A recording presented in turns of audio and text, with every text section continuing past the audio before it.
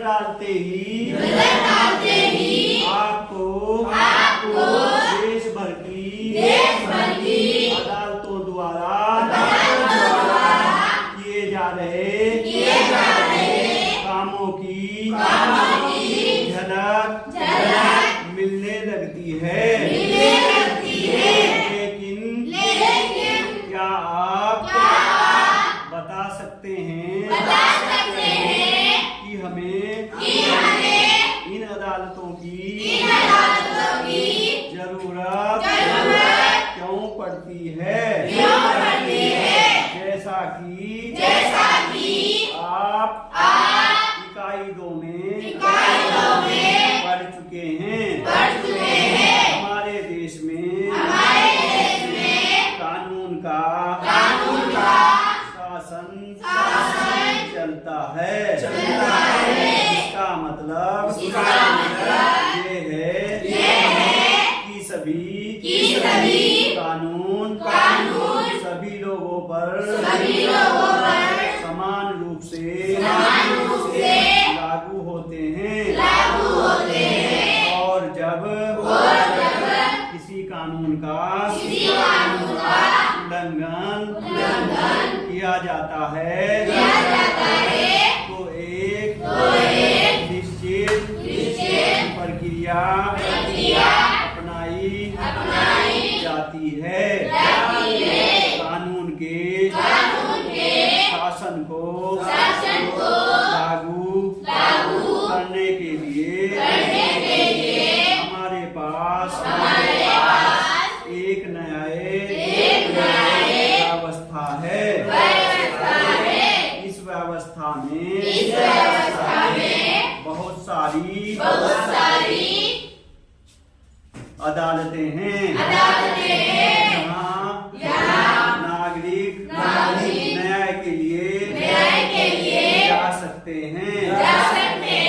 सरकार का अंग होने के नाते न्यायपालिका भी भारतीय लोकतंत्र की व्यवस्था बनाए रखने में अहम भूमिका निभाती है। यह इस भूमिका को केवल इसलिए निभा पाती है क्योंकि यह स्वतंत्र है। स्वतंत्र न्यायपालिका का क्या मतलब होता है? क्या आपके आसपास की अदालत और नई दिल्ली में स्थित सर्वोच्च न्यायालय के बीच कोई संबंध है? इस अध्याय में आपको इन सवालों के जवाब मिलेंगे। न्यायपालिका की क्या भूमिका है? अदालतें बहुत सारे मुद्दों पर फैसले सुनाती है। ये तय कर सकती हैं कि शिक्षकों को विद्यार्थियों की पिटाई नहीं करनी चाहिए। राज्यों के बीच नदियों के पानी के बंटवारे पर फैसला दे सकती हैं। वे किसी अपराध के लिए लोगों को सजा दे सकती है। न्यायपालिका के कामों को मोटे तौर पर निम्नलिखित भागों में बांटा जा सकता है। विवादों का निपटारा, व्यवस्था नागरिक व सरकार दो राज्य सरकारों और केंद्र व राज्य सरकारों के बीच पैदा होने वाले विवादों को हल करने की क्रियाविधि मुहैया कराती है। न्यायिक समीक्षा संविधान की व्याख्या का अधिकार मुख्य रूप से न्यायपालिका के पास ही होता है। इस नाते यदि न्यायपालिका को ऐसा लगता है कि संसद द्वारा पारित किया गया कोई कानून संविधान के आधारभूत ढांचे का उल्लंघन करता है तो वह उस कानून को रद्द कर सकती है। इसे न्यायिक समीक्षा कहा जाता है। कानून की रक्षा और मौलिक अधिकारों का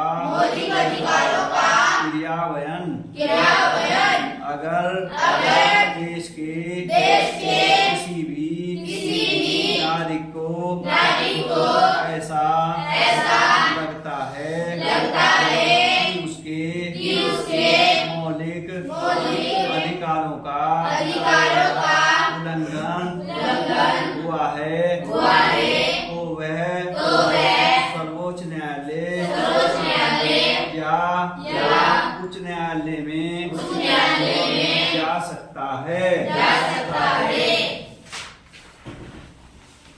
स्वतंत्र न्यायपालिका का क्या होती है? कल्पना कीजिए कि एक ताकतवर नेता ने आपके परिवार की जमीन पर कब्जा कर लिया है।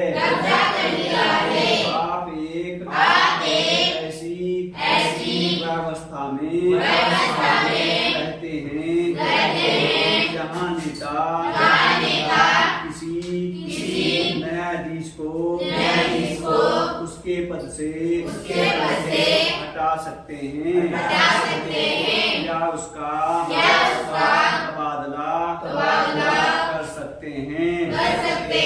जब आप इस मामले को अदालत में ले जाते हैं तो न्यायाधीश भी नेता की हिमायत करता दिखाई देता है।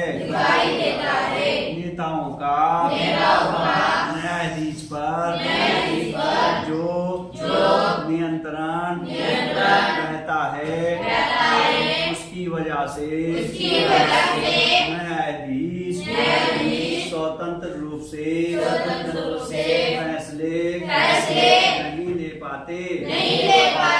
स्वतंत्रता का ये अभाव न्यायाधीश को इस बात के लिए मजबूर कर देगा कि वह हमेशा नेता के ही पक्ष में फैसला सुनाए।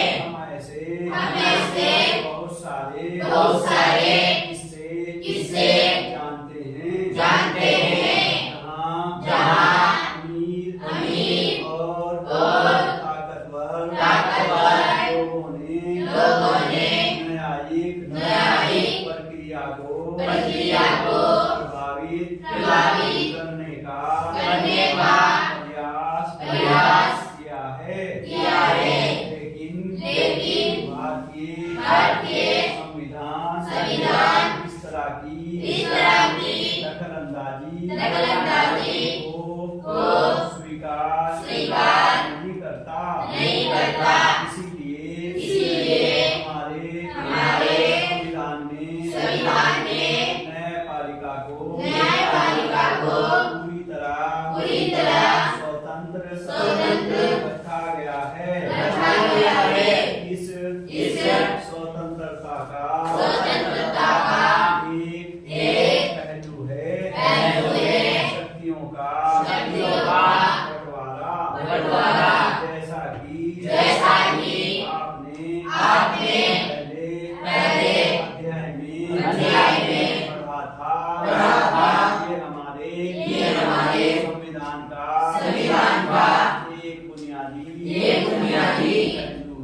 पहलू है। इसका मतलब ये है कि विधायिका और कार्यपालिका जैसी सरकार की अन्य शाखाएं न्यायपालिका के काम में दखल नहीं दे सकती। अदालतें सरकार के अधीन नहीं है। वे सरकार की ओर से काम करती है। शक्तियों के इस बंटवारे को दुरुस्त रखने के लिए